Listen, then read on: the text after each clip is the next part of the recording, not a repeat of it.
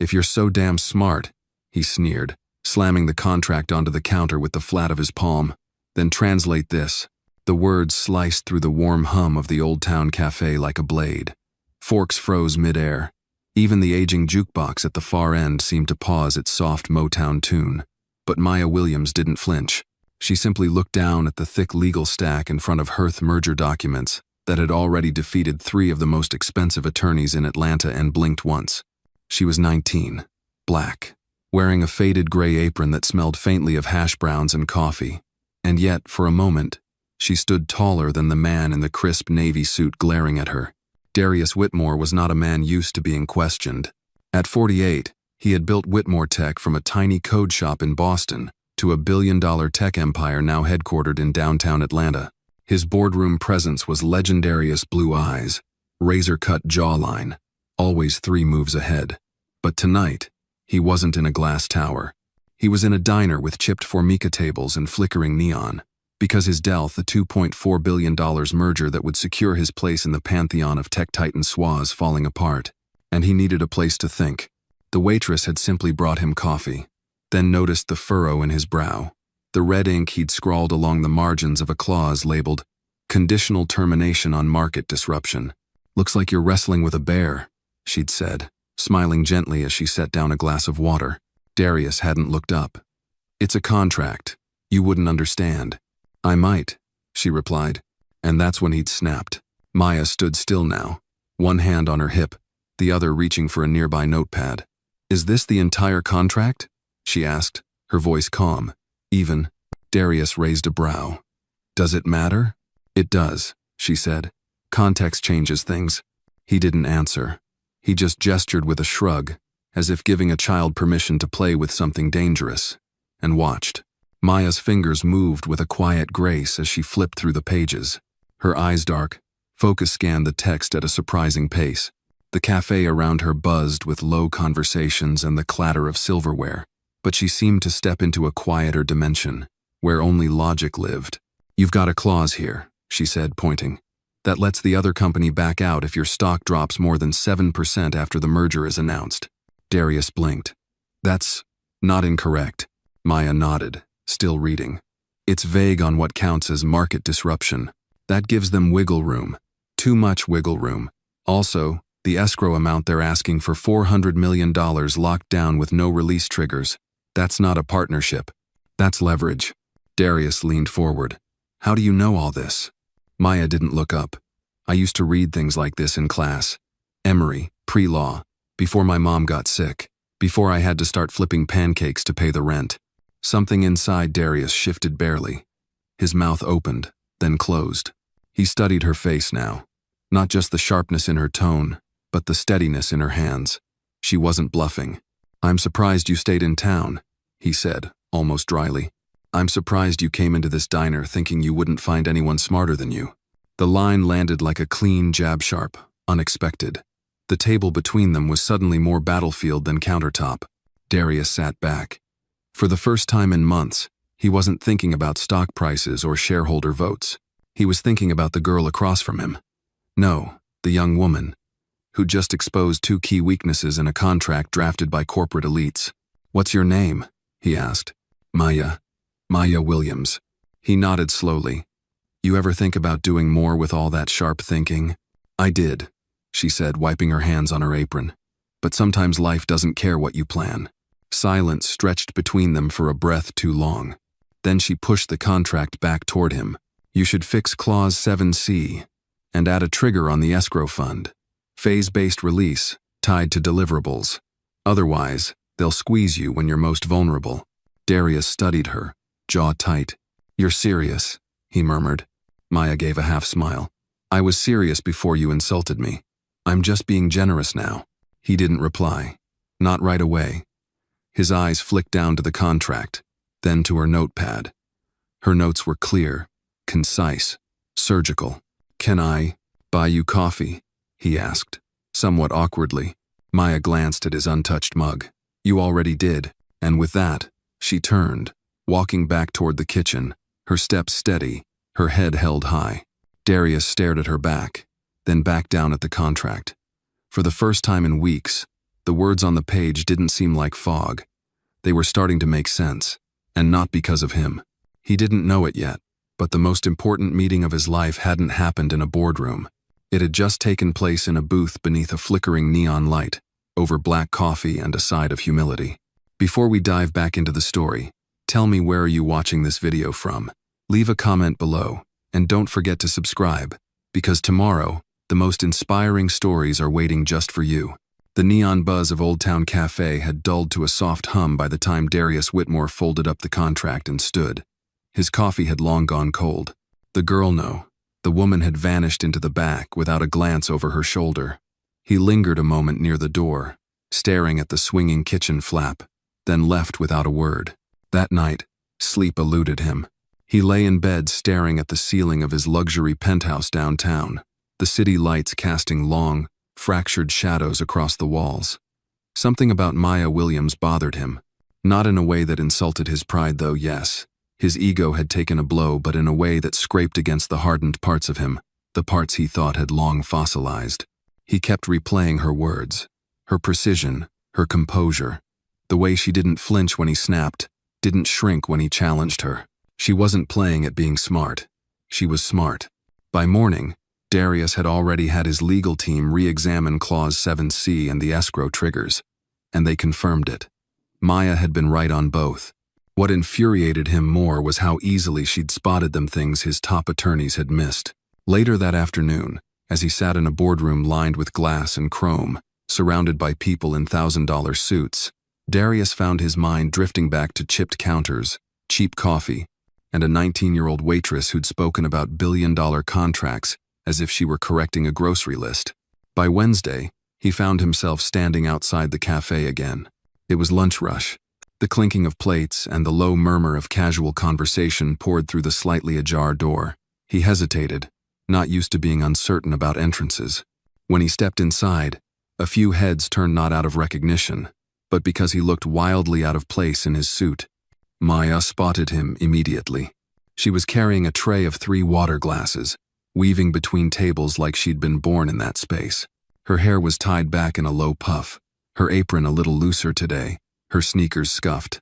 She gave him a look, not hostile, not curious, just aware. "Back for the eggs?" she asked as he approached the counter. "Back for you," he replied bluntly. A pause. Then she set the tray down, leaned forward slightly, and said with no amusement, "I'm working." "I won't take long," Darius said.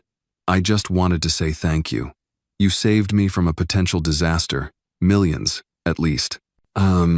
Maya blinked slowly. "You sure you want to be seen thanking a waitress?"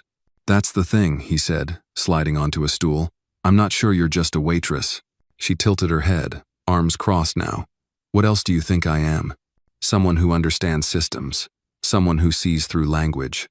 Someone who, given a chance, might outthink every junior associate in my firm." Maya stared at him, unblinking. "So what? You offering me a job?" "Not exactly. I'm offering you a conversation. Off the clock, just a chat." He glanced down at the countertop, then back up. "No suits, no condescension, just coffee. My treat this time." She studied him for a long beat, then nodded slightly. "Come back at 10. That's when my shift ends. If you're serious, you'll wait." "I'm serious." "Then I guess we'll see," she said, and walked away. 10 p.m. came. The cafe had thinned out. The old veterans who hung around the jukebox had left. The dishwasher hummed in the back. Maya emerged from the kitchen, wiping her hands on a towel. Her apron was off, her hair down. She sat across from Darius in the same booth they'd shared nights ago. "You're persistent," she said. "I'm curious." "About what?" "How you got here. How someone who thinks like you ends up. Not in a courtroom, not at a desk in D.C., but here, at this counter." Maya took a deep breath. "Life doesn't follow a script, Mr. Whitmore. I had a plan. Pre-law at Emory, full ride, mock trial champ. Then my mom's kidneys failed. Dialysis 3 times a week. Medicaid barely covered it. My little brother started getting into fights at school. Bills piled up. School had to wait." There was no pity in her voice. Just fact, delivered cleanly. "I kept studying on my own. Law journals, legal blogs, anything I could get my hands on. Even started coding. working on a legal literacy app for teens. Something simple, interactive contracts, translation tools, stuff like that. But who's going to take a waitress with a half-finished degree seriously? I would, Darius said, without hesitation. Maya raised a brow. You? The guy who called me sweetheart and told me to stick to pouring coffee? His jaw clenched. I deserved that. Yes, she said simply. But I'm not stupid, he added. I've made a career out of spotting ideas before they go mainstream. I know talent when I see it. And Maya, what I saw the other night that wasn't casual talent, that was brilliance. She looked down, her fingers tracing the edge of the table.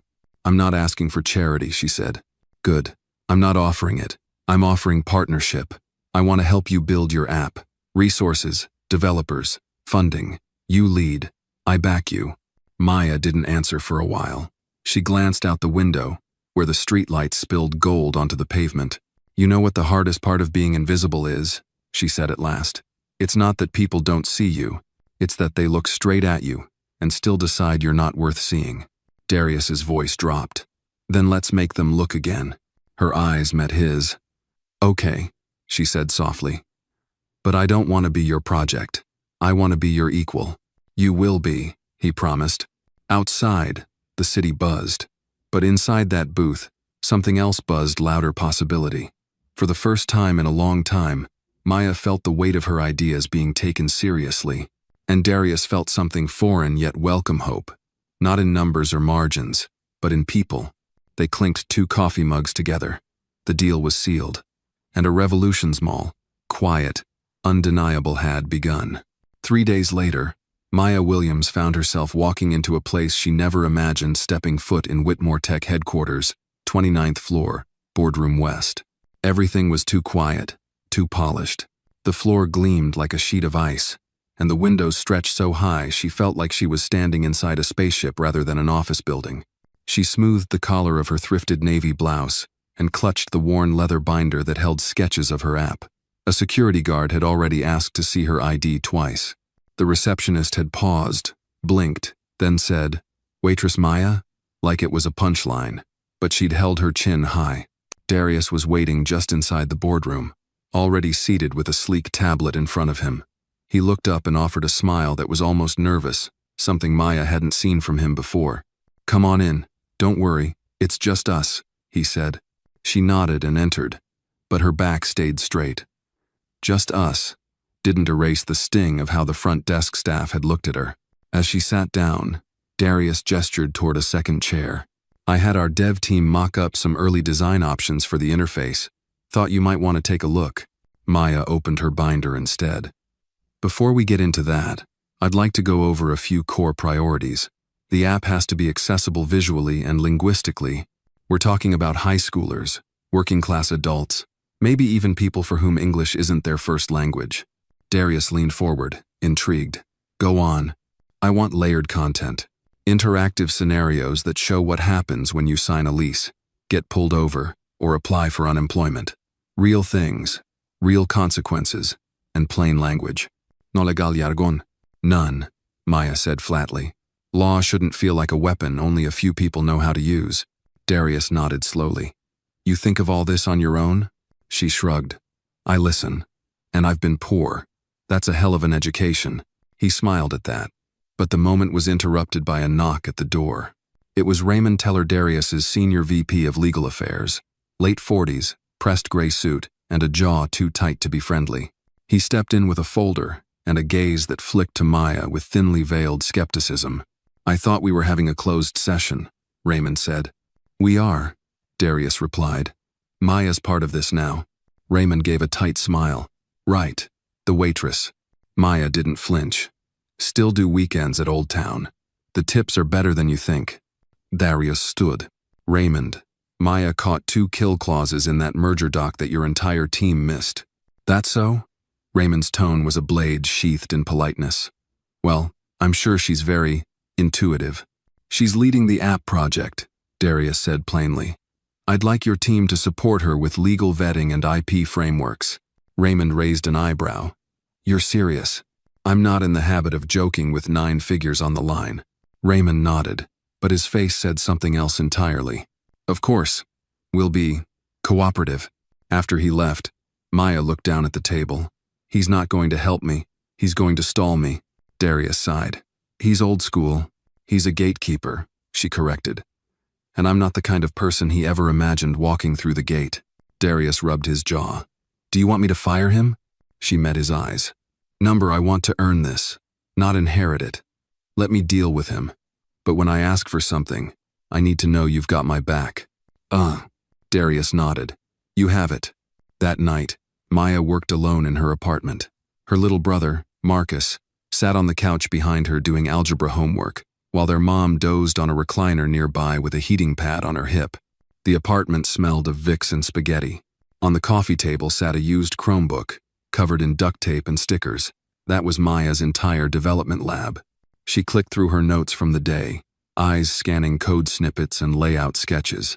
Her brain ached, but she pushed through. Suddenly Marcus spoke. You think they're gonna let you finish it? She turned. Finish what? The app. The thing for court stuff. You think those rich guys are really gonna let you? She stared at her brother, unsure what to say. Then finally, I'm not waiting for permission. He looked at her like he was trying to understand that level of boldness, then nodded, quietly, and went back to his math. The next morning, Maya showed up to Whitmore Tech again, this time with 4 mock-up wireframes, a sample module, and a proposal that listed 10 community-based beta testers. Raymond refused to join the meeting. Instead, his assistant forwarded a redlined version of her document with the note, "Too ambitious. Suggest scaling back to protect liability." Maya read the edits, then printed out her original version and marched to Darius's office.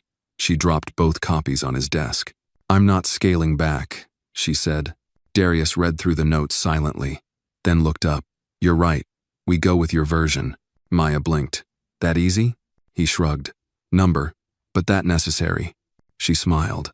A small one, the kind you save for moments that feel like private victories. Then she turned to go. At the door, she stopped. He's going to keep trying to block me. I know. Then be ready. Darius nodded, slowly, already dialing a number. I'm always ready. As Maya stepped into the elevator, she realized something had shifted, not just in the way Darius saw her, but in how she saw herself. She wasn't playing defense anymore. She was building something, step by step, and nobody, no matter how well tailored their suit, was going to stop her now. The doors closed with a soft ding, sealing her inside a rising glass box of possibility. And this time, she didn't look down. The prototype came to life on a quiet Sunday morning, just after sunrise. Maya was still in her pajamas, sitting cross-legged on the living room floor with her brother Marcus snoring softly behind her on the couch. Her fingers hovered over the keyboard, heart hammering, as the interface she'd dreamed of for 2 years blinked into view. Clean lines, simple language, a start button shaped like a courthouse gavel. She hit begin. The screen loaded the first scenario. You've been pulled over by a police officer. What are your rights? Below it, 3 buttons. Say nothing, ask why, reach for license. Each option led to short, animated outcome, some that escalated badly, others that de-escalated. The voiceover was hers, recorded quietly at midnight the night before. Steady, patient, not robotic. It wasn't perfect. The fonts were clunky, the animations jerky, but it worked. She sat back and exhaled. It lives, she whispered, more to herself than anyone. At 9:07 a.m., she emailed Darius the link. No explanation, no headline, just a subject line. First breath. He called her 30 minutes later. Is this real? He asked, almost breathless. You tell me, Maya said. I've never seen anything like this, he murmured. You made this on a Chromebook? Yeah, and half a bottle of instant coffee. He chuckled.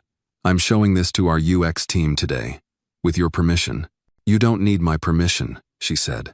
You need my voice in the room. That afternoon, she walked into the Whitmore Tech Innovation Lab with her back straight and her binder tucked under one arm.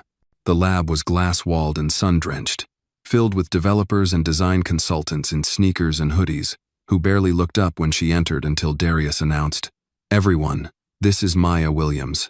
She built what you're about to see from scratch, and she's leading this project moving forward. That got their attention. Some nodded respectfully. Others exchanged glances, unreadable. One woman, mid-30s with pink hair and a Stanford hoodie, smiled and said, "Hell yeah." Maya connected her laptop and launched the demo. For 15 minutes, the room was silent except for the clicks of the mouse and the voices from her app. Scenarios, choices, legal explanations in plain speech. At the end, a round of applause broke out, not thunderous, but real. A developer named Luis leaned forward. "We can polish the animations, optimize for mobile, but the flow is intuitive, the logic paths, tight." "Where'd you learn design?" asked another. Maya shrugged. "From mistakes, and from watching how people get hurt when they don't know their rights."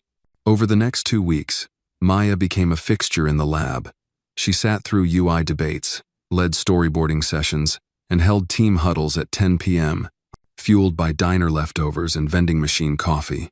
She was younger than everyone, less formally educated, and the only black woman in most rooms, but none of that stopped her.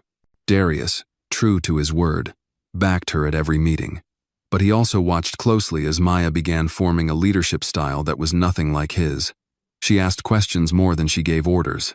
She let junior designers test ideas before senior ones. She listened. And the app evolved. It wasn't just Lawbridge anymore. It was a movement. Then came the school pilot. Maya had suggested testing the app in 3 Atlanta high schools with at-risk youth. She and Marcus printed flyers, created QR codes, and handed them out outside football games and bus stops.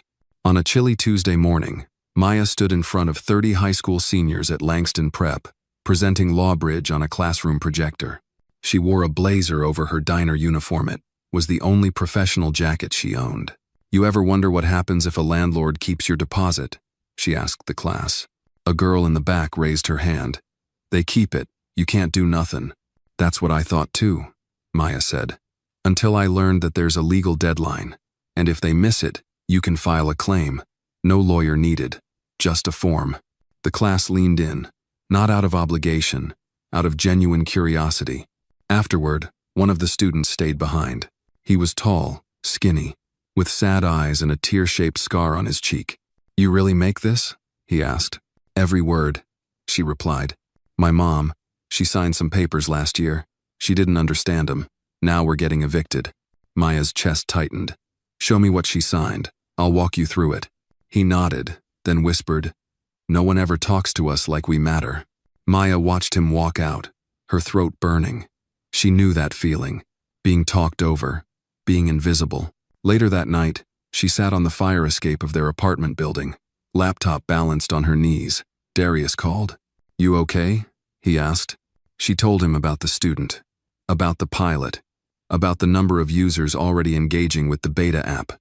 "You've started something, Maya," he said softly. "Do you realize that?" "I don't want it to be mine alone," she said. "I want it to belong to every kid who ever had to sign something they didn't understand." Darius was quiet for a moment. Then he said, "Come in tomorrow. We're going to talk scaling, funding, and putting your name on the masthead." She stared out into the city. Streetlights flickered below. Sirens wailed in the distance. She felt tired to her bones but alive in a way she hadn't in years. "Okay," she whispered, "but you better be ready to build something they can't ignore." And from that moment on, neither of them looked back. It began subtly, the way quiet sabotage often does. A postponed meeting here, a delayed file there, passwords mysteriously expired, calendar invites sent but never received. Maya noticed the pattern in the second week after Lawbridge's school pilot went public. What had once felt like momentum now moved in slow drag. On Tuesday morning, she arrived at Whitmore Tech's lab to find her access badge deactivated. The receptionist, all painted nails and practiced indifference, looked up from her desk and said, "You're not in the system this week." Maya kept her voice steady. "That's not possible. I've got a standing pass. Sorry, you'll need to wait for clearance." An hour passed before someone from facilities manually opened the door. By then, the team meeting had already started without her. Inside the lab, Raymond Teller stood by the whiteboard, dry erase marker in hand, leading a new discussion about refocusing Lawbridge's scope. The air felt colder. "Maya," he said with a thin smile when she stepped in, "glad you could join us. We were just rethinking some elements of rollout strategy. We're concerned about liability." "Whose concern is that?" Maya asked, setting her bag down. A few board members, investors. They're worried the app's language might be interpreted as legal advice. Maya folded her arms. It's not advice, it's education. Every scenario is based on publicly available statutes. Every outcome is coded with disclaimers. Raymond nodded but kept smiling, like a man indulging a child. Even so, the company has a reputation to protect. We might want to dial back the school outreach and limit it to private beta testing for now. No, Maya said, voice calm but firm. Those students are the reason this exists. Scaling back outreach isn't protecting the company, it's protecting old systems. A few heads turned. Darius wasn't in the room. Raymond closed the cap on his marker and stepped closer. Look, Miss Williams, we all admire your passion, but this isn't a college project. There are legal boundaries you may not fully understand. I understand boundaries just fine, Maya replied. I've lived inside them my whole life. Raymond said nothing more, just turned back to the board and continued the meeting. But from that point forward, Maya knew what she was up against. That evening, she went to see Darius. He was in his office, sleeves rolled up, reviewing data reports. When Maya stepped in, he looked up, instantly sensing the tension. They're trying to suffocate it, she said, sitting across from him. Who? Raymond. And whoever's behind him. Darius leaned back. Tell me everything. She recounted the access badge incident, the meeting she was locked out of, the reframing of outreach, the sudden reclassification of her pilot program as preliminary exploration. Darius rubbed his temple. Raymond's been with me since the beginning. He's cautious, but he's not malicious.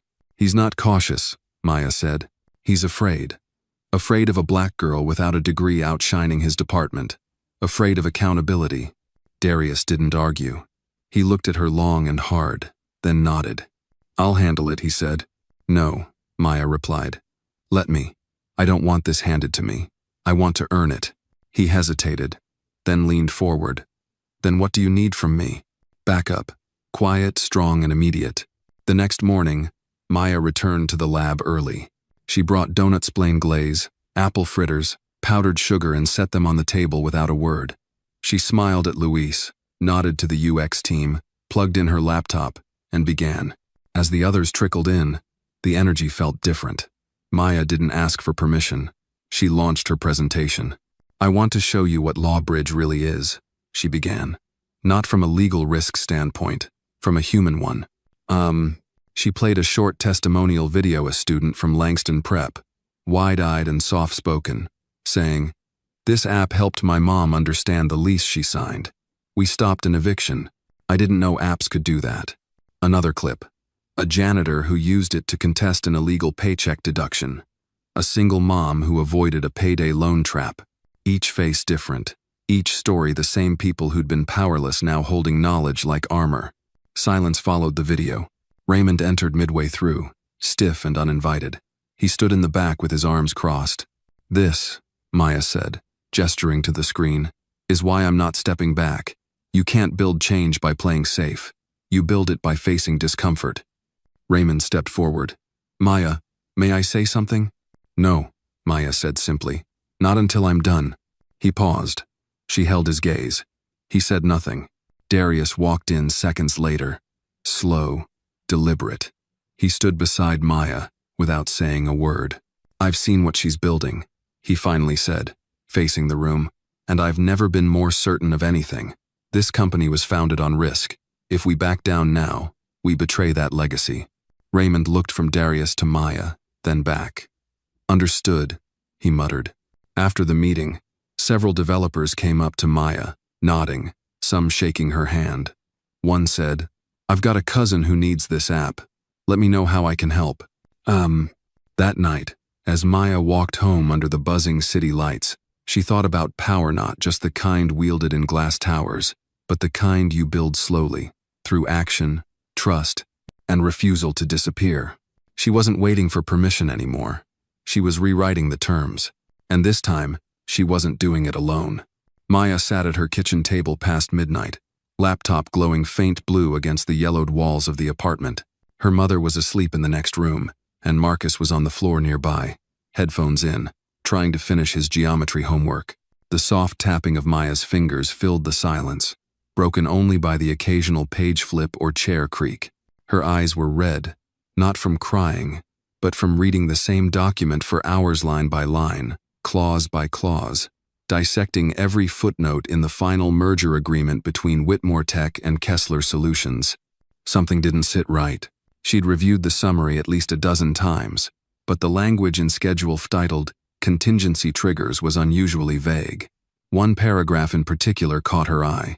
In the event of a market-based valuation event resulting in a temporary decline exceeding 7% of pre-merger market cap, Kessler retains the right to withdraw from the agreement without penalty.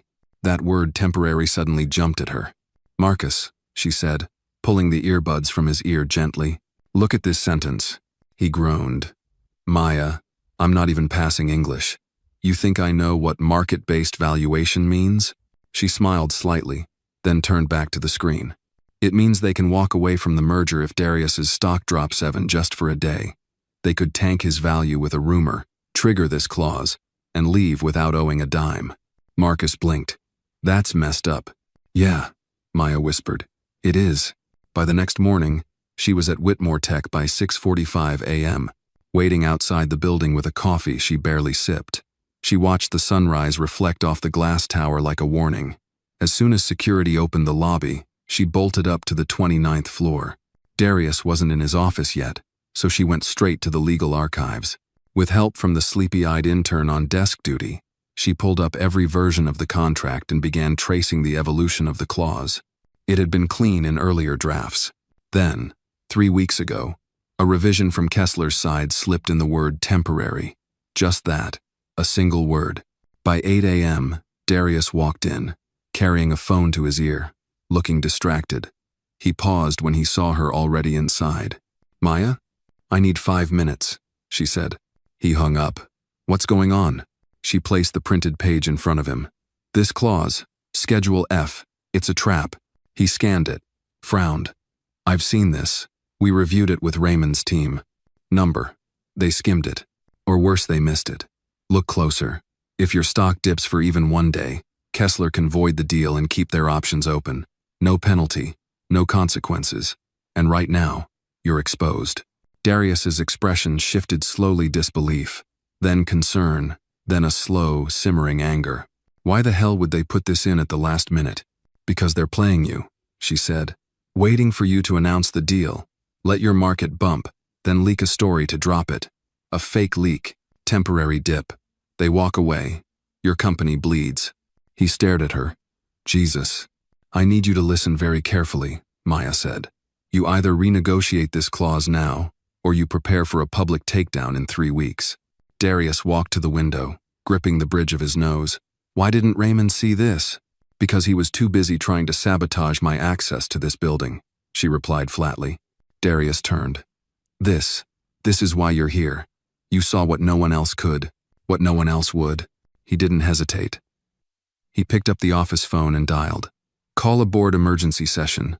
Today, I want legal, PR, and M&A in the conference room by 10. We're rewriting this deal."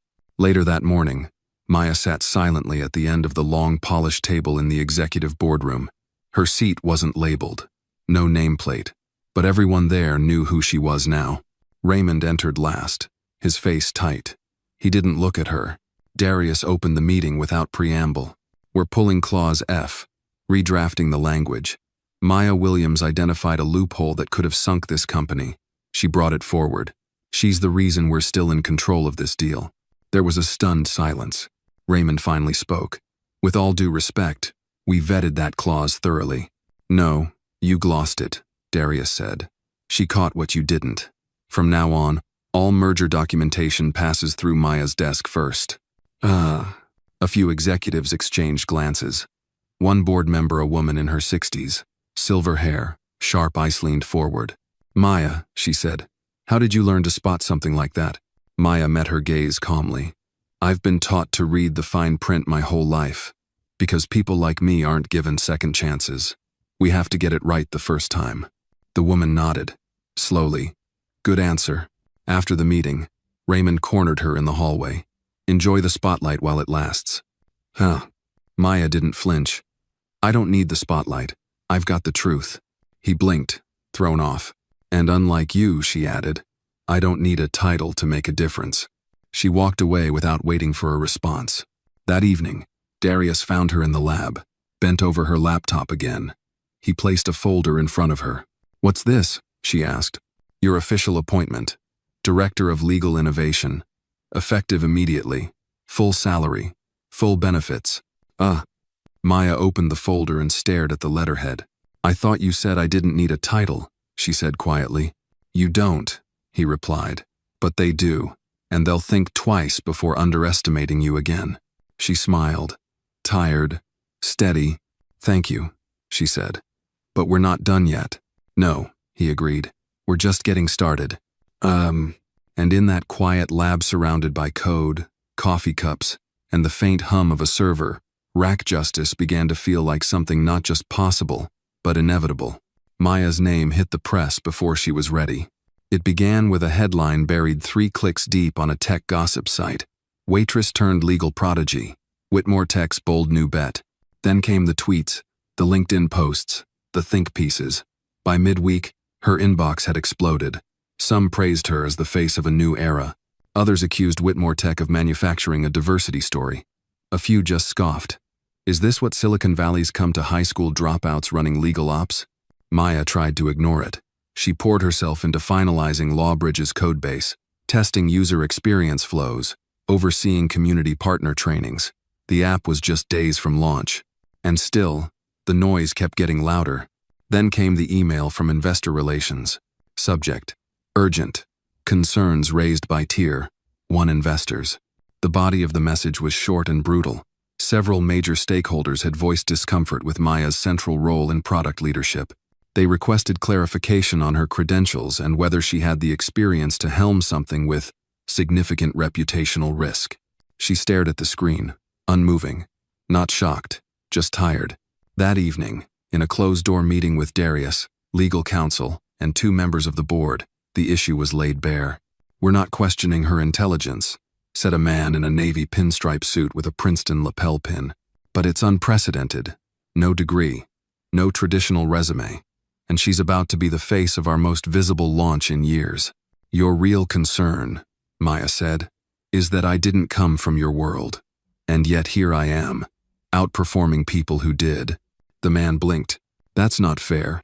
No, she replied. It's accurate. The general counsel, a woman named Karen Cho, cleared her throat. From a purely legal standpoint, there's no issue. Maya's title is accurate. Her contributions are documented. She's filed IP under her name. The backlash is emotional, not structural. Darius stood then. He hadn't spoken much during the meeting, but now his voice cut through the tension. I hired Maya because she saw what none of you saw. She saved this company from a billion-dollar sinkhole. She's led a product that, before she touched it, was just a half-baked concept on a pitch deck.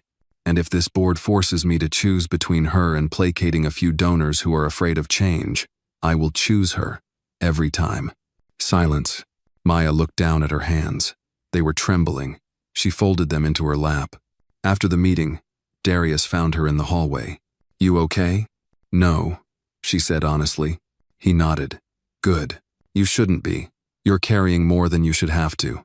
They don't see me, she whispered. Not really. Oh, they see you, he said. They're just terrified of what you mean. Maya returned to the lab that night, but she didn't code. She sat alone at the far window, staring down at the city below. Lights glittered like scattered glass. A freight train groaned somewhere in the distance. Her phone buzzed. A text from her brother Marcus. Saw the news. Don't let them talk slick. You're the real deal. Always were. She smiled. Just a little. Then she stood, walked to the whiteboard, and wrote 3 words in bold marker. Launch. On. Time. The next morning, Whitmore Tech's PR team presented her with a revised script for the launch announcement. Polished, sterile, safe. She read it once, then placed it gently on the table. No, she said. We just want to make sure nothing is controversial, one executive offered. Justice is always controversial, she replied. She wrote her own speech that night, not for approval, for truth. The day of the launch, the auditorium was packed. Reporters, developers, school officials, community organizers, investors. Darius opened with a short welcome, then stepped aside. Maya walked out alone. No music, no fanfare, just her and a microphone. "Good morning," she began, voice steady. "My name is Maya Williams. I was raised 6 blocks from here. I've waited tables, changed bandages for my mother, and helped my brother stay in school. And now, I've helped build something that doesn't belong to a boardroom. It belongs to everyone who's ever signed something they didn't understand and paid the price for it." She paused. Lawbridge isn't just an app, it's a flashlight. In a room most people don't even know they're locked in. The room held its breath. "This isn't about me. I don't need applause. I need you to listen to what happens when people get tools they were never meant to touch, and use them to stand taller." She looked out into the crowd and finished simply.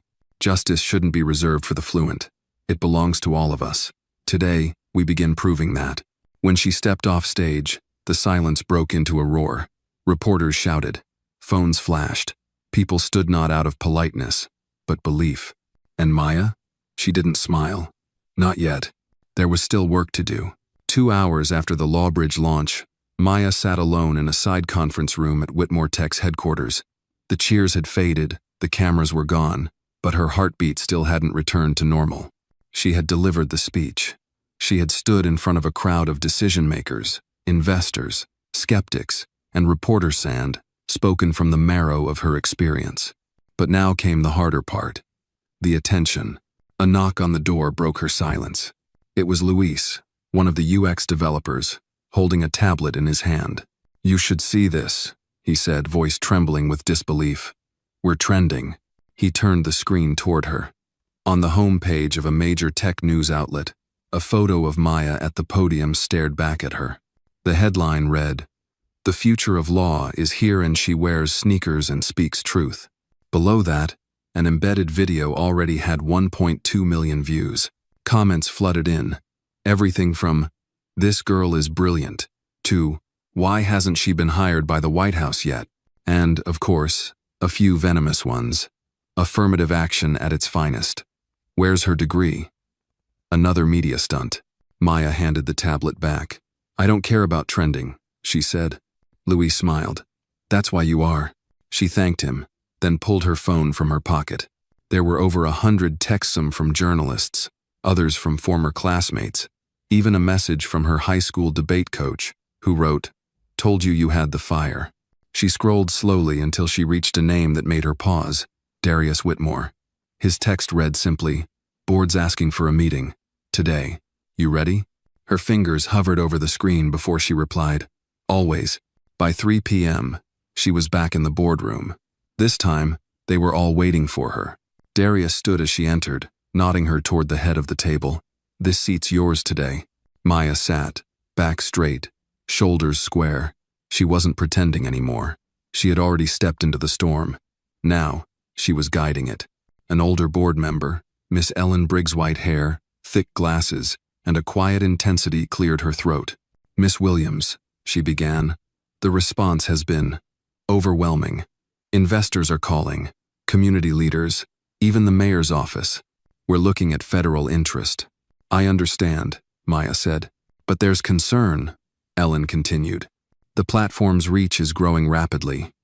There are legal implications we hadn't forecasted, and some feel it might be prudent to bring in external leadership, someone with policy experience to co-lead with you."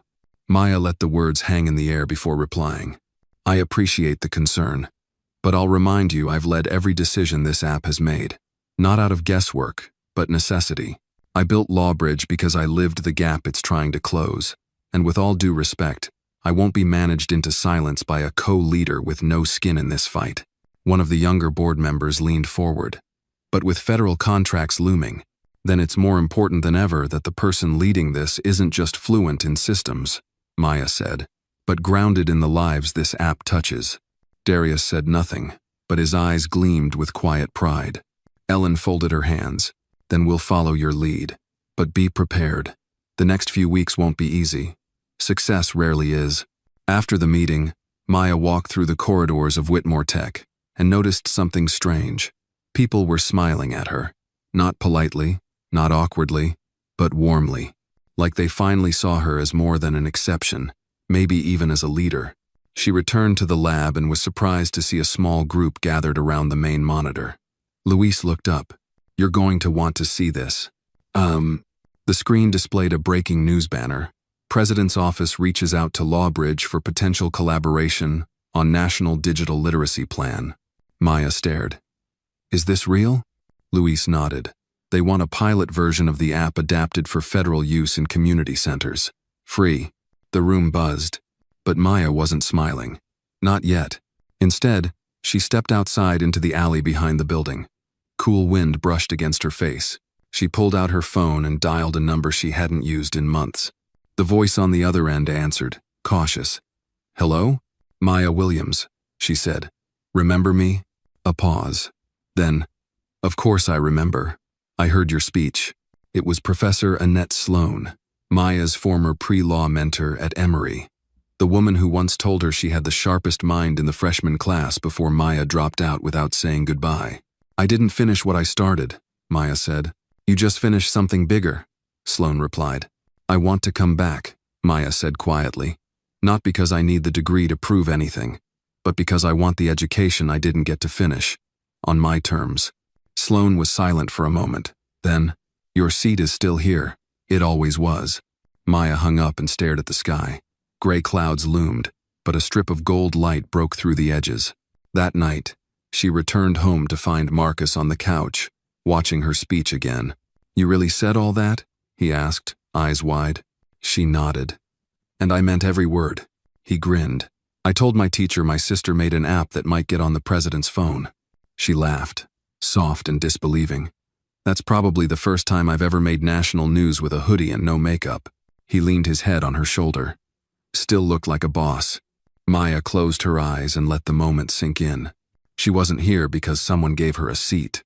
She was here because she'd built her own table. And now, everyone wanted to pull up a chair.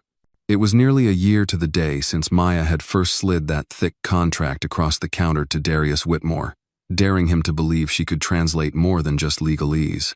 Now, she stood on a makeshift stage in a community center in Birmingham, Alabama, staring out at a room packed with kids, parents, teachers, and elders wearing Sunday best on a Wednesday. Behind her, a banner hung from the ceiling in bold blue letters. Lawbridge Free Legal Education for Everyone. The mayor sat in the front row, a local pastor, 2 members of Congress. But Maya only had eyes for the rows of young people looking up at her like she was something between a teacher and a revolution. She took a breath. "You ever been told to sign something without knowing what it meant?" she asked the crowd. Murmurs of yes rippled through the room. One man in the back said out loud, "More times than I can count." Maya nodded. "Lawbridge started because I watched my own mother sign away a medical payment plan she didn't understand.